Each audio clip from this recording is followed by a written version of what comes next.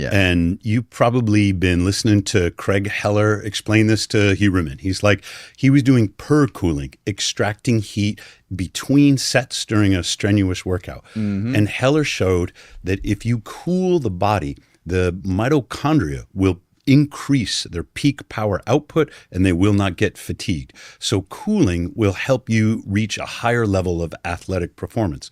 Now, we're not cooling between sets, we're pre-cooling the exercise. And here's what Heller didn't talk about. You get a big testosterone boost. Yeah. When men cool off first, and they don't have to do a strenuous exercise afterwards, then they do 20 minutes. It could be exercise bike. You go for a walk for half an hour. I like doing lunges. I like my steel mace. So a little bit of light exercise to re-warm the limbs. They get a big boost in testosterone. And this explains my lab reports because I've been putting them online now for 5 years. I'm a fat 59-year-old sedentary college professor, and my testosterone is over 1,000 nanograms per deciliter. So how do you think that happens?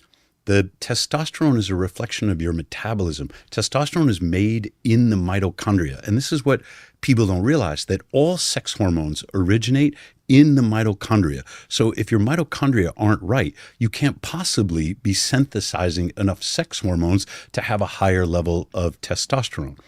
Turns out there's a study, goes way back to 1991, in which they tried cold stimulation for recovery from exercise, just like, your high school track coach says you're supposed to do after practice. Right. That lowers testosterone. It lowers luteinizing hormone. Luteinizing hormone is what signals the gonads to make the testosterone.